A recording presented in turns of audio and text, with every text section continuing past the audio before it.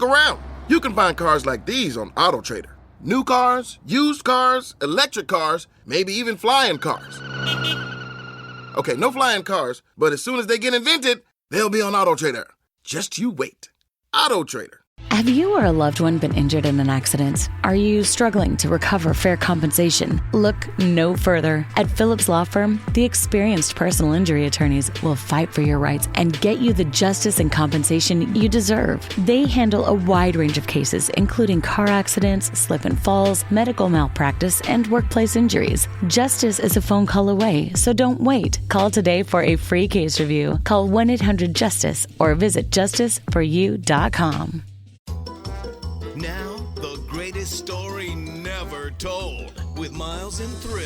Oh, look at there. Episode number 79. How are you? Welcome to the Greatest Story Never Told podcast.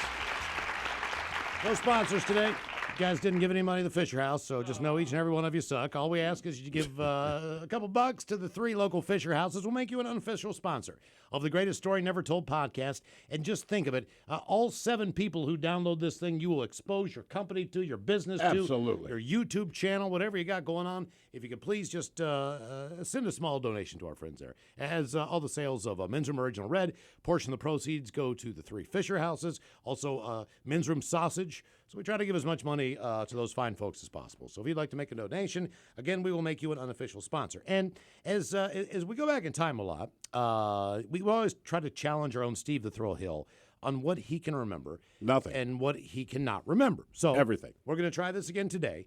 Now, there was a point probably, 12 years ago, 10 years ago, where we found out that Ice Cube was coming to town and that he might be available for an interview. Well, at that point in time, Ted's a big Ice Cube fan. We didn't know if we would actually get the interview. Right. But we still wanted to kind of make it a surprise for Ted, because we figured if Ted is standing there and we don't tell him who the special surprise guest is, when Ice Cube walks in the studio, this is going to be an epic moment. And you know what? We were absolutely right. I do remember that. You do remember that? Yeah, because we told him, Ice Cube was down the hall, and so before Ted saw him, we said, hey, look, one of the guys in the studio doesn't know that you're coming in. He's a very big fan. So when you walk in, if a big white boy jumps on you, just understand what's happening. And that's exactly what we told him. Cube's like, okay, all right. Right. So we got a chance to, and he came in studio. He was an awesome dude. He was, at that point in time, he was up for the role, believe it or not, or he thought he might have a chance for the role of Mr. T in the A-Team. Oh, that's right. Yeah. I can't remember who that role went to. It was Mike, a real big dude. Like Quentin Rampage Jackson. That's who it went to. Bigger dude, much bigger dude than Ice Cube. That's a fact. But either way, he was doing his solo thing. I think he was playing one of his iconic albums, like from front to back, doing that, whatever. Anyway, but we've never also had a chance to interview Vanilla Ice, who is another member of the Ice musical family. Yes, the Ice musical family. Ice Cube, we've definitely interviewed. Vanilla Ice, we have not. Can we think of any other Ices out there? Oh, we talked to Ice-T. We did talk to Ice-T. Do you remember that? Mostly, man. I thought we were going to get you on this one. No, well, the hint was this. You said the Ice musical family. So we had to reduce the number of Ices available. And so I totally forgot we interviewed Ice-T until you said that. So I do remember interviewing Ice-T. He was a cool dude, He was a really cool dude. And this is way back in the day. So this is going to be an older interview, but we want you to hear it because Ice-T is just a great guy. So we're going to go back in time here on episode number 79 and spend a little time with the one and only Ice-T. Time. All right, do we need to beam our satellite somewhere? I think we do. Right. Oh yeah, that's a good intro there. It is. I believe I wrote this. Hello, Ice-T. Welcome to the program. Hey, what's happening, man? How you doing? How you doing, Ice-T? Great to have you. I'm all right. You know what I'm saying? Glad to be on your show. We're glad that you're coming to town. It's been a long time. Yeah, it actually has. And, we coming up there with the Rockstar Mayhem Festival. We're going to have a good time. Body count's back. It's going to be exciting. Well, you're doing so much now. Let's talk about some of the numbers. Still doing the podcast? Yeah, the podcast. A new one just went up. For those people that want to check the podcast out, go to icfinallevel.com, or you can get it on iTunes. I'm on my 13th episode. They said it wouldn't last, but I'm having a blast. now there's two iced teas that everybody knows. We know the aggressive iced tea, we know the hard iced tea, and then we know the comedy iced tea. What do you expect on the podcast? Do you get the comedy side of you there more? Yeah, you get the comedy side. Like people saw Ice Loves Coco. I mean, I joke around a lot. I've been known to make aggressive movies. I usually play the heavy on television and stuff, but you can't walk around like that all day. That's not really true life. So I try to use my humor. I got my own dark side of humor. So yeah, it's on the podcast, and we have guests, and it's just fun. But is it kind of a compliment, though? I mean, think about it like this: as far as the acting world goes, it would be impossible to cast you as anything other than a badass. Like Samuel L. Jackson, Ice-T. It's like there's just certain, because no one would take it serious. You can be funny, but like you couldn't be some punk. You just can't look at you and say like, man, it's just not right. I mean, even your character on Law and Order, you're kind of the meanest dude there. You said Samuel L. Jackson. I really, I believe, I could, I look at Samuel L. Jackson's roles as kind of like stuff that I would love to do. He's one of my idols. He plays that kind of, old school heavy. So, you'd have been great. Snakes on a Plane, man. It should have been you. I'm telling you, I saw that damn movie. Snakes on a Plane. Hey, we can't have all hits. Every once in a while, Hey, okay, I'm talking about Deep Blue Sea. Look, this is an ad. The difference is it's about AT&T's deal on the incredible new iPhone 15 Pro. And it's real. Guaranteed. That's not always the case with other ads. The view of a lifetime. Only with a pricey upgrade. Flavor you'll never forget. You will. Save on the latest trends. If you pay for a membership. Shoes that'll make you fly. They won't. A drive unlike any other. If it's your first time driving it. Breathe in to find inner peace. Then pay extra to remove the ads. At AT&T, we mean what we say. Everyone gets our best iPhone deals guaranteed. Learn how to get iPhone 15 Pro with titanium on us with eligible trade-in. Connecting changes everything. AT&T. See att.com/iPhone for details about the guarantee trade-in promo for new and existing customers. Available for a limited time. Terms and restrictions apply. All right, well, okay, let me ask you this. Have you been in a hotel room and, I don't know, TBS or somebody's running Electric Boogaloo, Breaking 2? Yeah. Well, I mean, me, myself, I look back at that stuff, people love to bring stuff from 30 years up and talk about it. People say, oh, man, look at you and that. I'm like, let me explain something to you. Go get a picture of what you were wearing when your mother took you to see that movie, and I was cooler than you then too. So, but that led to New Jack City, and then from there, that led to everything. Yeah, New Jack City was just because there wasn't enough young black actors at the time to do a feature film of that caliber. Wesley had only done Major League, and fortunately, George Jackson and all them, they said, hey, let's give some of these guys a chance. They selling millions of records. It might translate to film, and it did. Speaking about going back in time, you were a producer on a new documentary that's out, Portrait of a Pimp. It was about the legendary Chicago pimp Iceberg Slim. Yes, and he wrote a number of books back in the day. And now you produced a movie basically about his life. And he was kind of a strange inspiration for you growing up, wasn't he? Well, yeah, I took my name from Iceberg Slim because when I was in high school, I used to read the books, and I used to quote him. But I never told people who I was quoting. I used to quote him.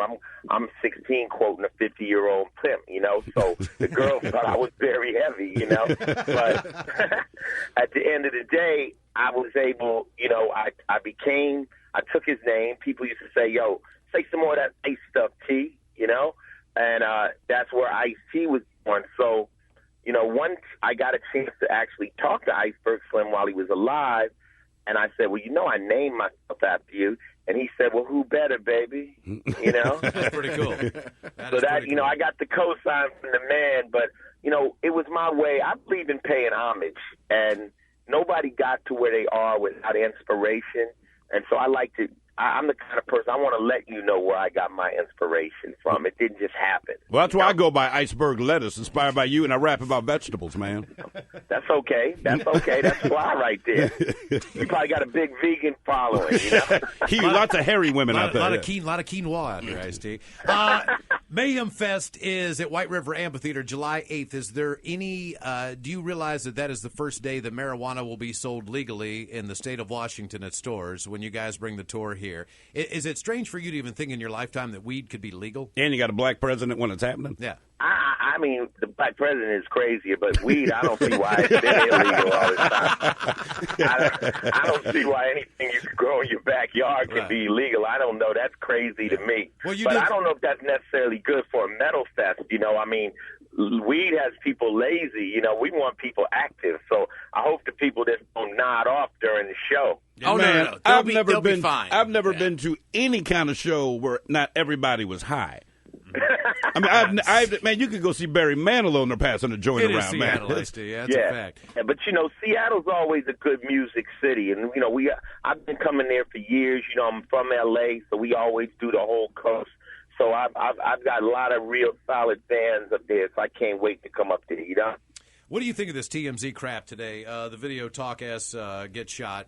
Stupid. To me, it's you just kind of bashing on the fact that there's a lot of people out there who I'm assuming who hide behind the curtain of social media and Twitter and Facebook and say all these disparaging things. They're like, look, if you're going to run your mouth in real life, you're probably going to get punched in the face. That was my my interpretation of the song. And Body Count takes it a little further. You know, Body Count is hyper violent, hyper sexual. It's grindhouse. It's over the top, and it's not real. You know, but.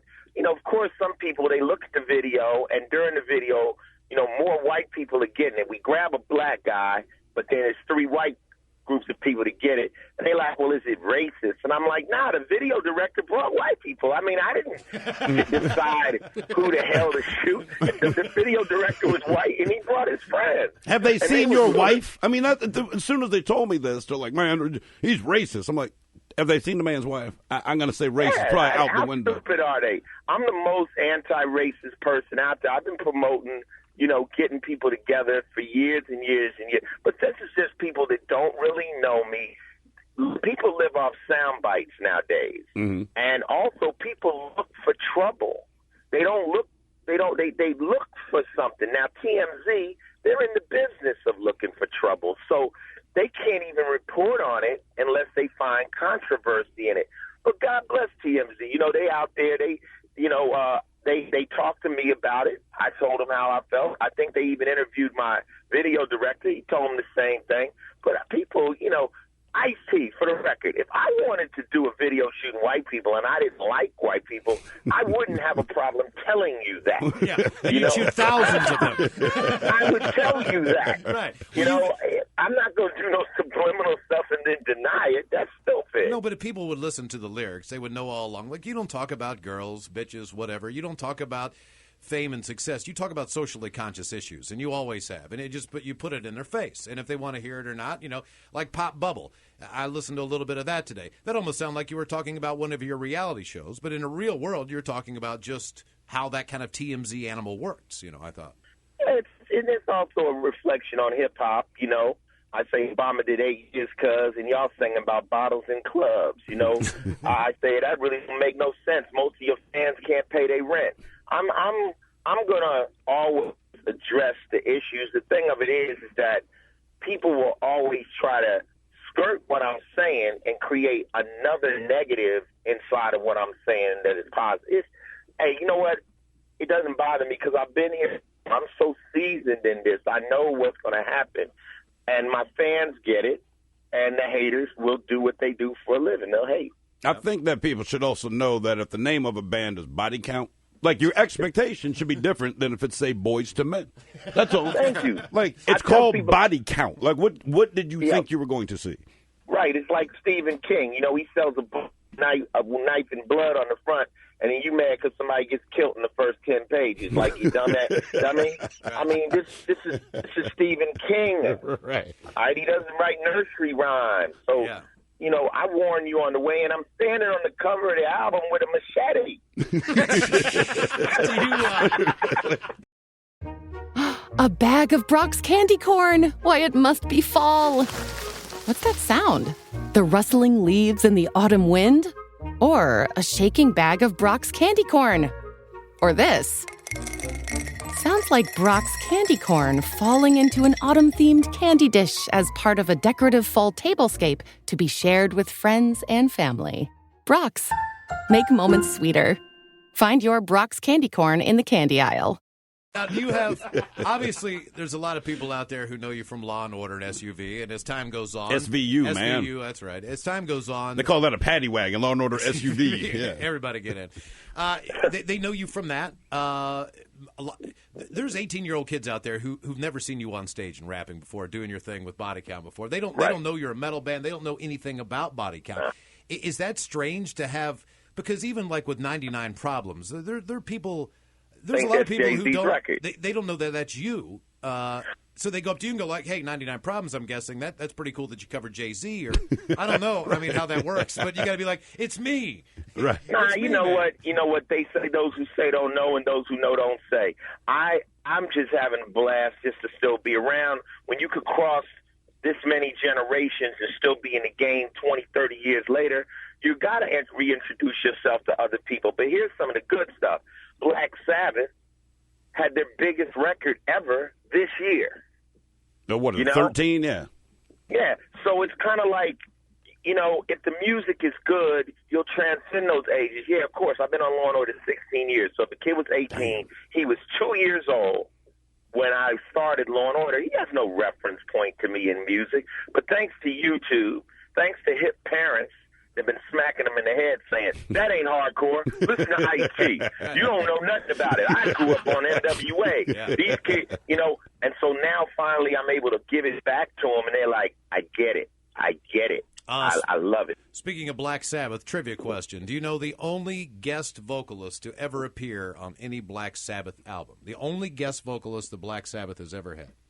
I guess it's probably that guy that plays on Law and Order, Ice-T. That would be the correct answer. Yes. That's correct. And speaking of weird things, are you really a huge fan of Phil Collins? Actually, yeah. You know, I like Phil Collins as a drummer, and you know, Coming in the Air Tonight, man. I mean, I like Phil Collins. I like a lot of stuff. I like Genesis. I like lots of vibe music. I'm into Sade. I used to listen to Enigma. Lots of cool stuff. I mean, you know, you gotta clear your palate every once in a while. When you do this hardcore stuff, you gotta lace it with some Delphonics or something. Get your brain out of that. When you got to Los Angeles, that was the height of the punk rock scene. Right. You know what I mean? That really was. Yeah. That was when Black Flag was taking off and all those bands. It had to be somewhat inspirational for sure. With the new one coming out, there's a few different tunes on there. 99 Problems, BC. Is that a tongue-in-cheek version of 99 Problems, or are those the original lyrics? Those are the original lyrics. And the story to 99 Problems was it was on the Home Invasion album. Chris Rock, who was a great friend of mine, brought that record to Rick Rubin, who I'd worked with Rick Rubin on with Slayer, and he said Jay-Z should do this record. And Rick pitched it to Jay. Jay liked it. They paid for the publishing and everything, and they basically just used the hook. And Jay-Z changed the bitch into a dog searching his car, and the rest is history. The rest is history. Now, you know, here we go. Now, we put ours out 11 years before that, and I actually got the term, I got 99 Problems, the bitch ain't one, from Brother Marquise from 2 Live Crew. So he was on the original one. So when we would do the rehearsals for Body Count, they would always play the licks from Jay-Z's, right? Yo, listen, you know, and I would mess around and say the real lyrics. So when it got down to doing this album, I said, let's put this on the album as a sucker punch. Like, we'll catch some journalists out there just not knowing their history, and we put it on there kind of like, you know, I start a cappella, then all of a sudden here comes the track. And sure enough, a couple of interviewers said, so, did you have to get permission from Jay-Z? I'm like, go in the bathroom and smack yourself before you... Hey, you know, growing it up, was a booby trap. It's a booby trap on the album. growing up, you stole so much stuff. If someone ever like sampled a lick or a lyric or anything like that, would you be like, all right, it's okay? Right. I'm not. You know what? When we first started making rap records, we was sampling crazy. I mean, I was sampling Flavor Flav's voice, Public Enemy, Parliament. I got sued by War. I mean, we didn't really understand sampling and what was. You know, we just thought we was making hip hop. You know, but me myself, if I was going to sue somebody, it would have to be a group I really didn't like taking my record. Right. Yeah. You know, I wouldn't trip. But see, the problem is a lot of times groups have publishing deals, so you kind of sold your publishing to Warner Chappell or somebody. Now they're not as nice. They want the money. Sure. You know. Right. Mm-hmm. So Body if Phil count. Collins covers you, you're down with that. Right. I love Phil Collins. That's my man. I think he's dope. You know? As much stuff as you've covered, I think Death should be the next thing. That metal band Yeah, down man. in Detroit, man. If you haven't got a chance to listen to, that's the closest thing I I've saw ever the heard. movie on them. I saw the movie on Death. Closest thing I've ever heard to Body Count. It was Death back in the early 70s in Detroit, Michigan. Incredible band. Body Count, Ice-T, Mayhem Festival, July 8th, the first day that marijuana goes on sale legally here in the fine state of Washington. We can't wait to see you, man. Hey, well, you know, thanks for all the fans out there that's going to come support us. You know, we're going to see, you know, it's full combat in the pit when Body Count's on stage, so bring some Band-Aids or some neck braces or something for after the show. There'll be a few bitches in the pit there. My man. Thanks for the support. Yeah, man. Thank you, Ice. You've been listening to The Greatest Story Never Told with Miles and Thrill on radio.com.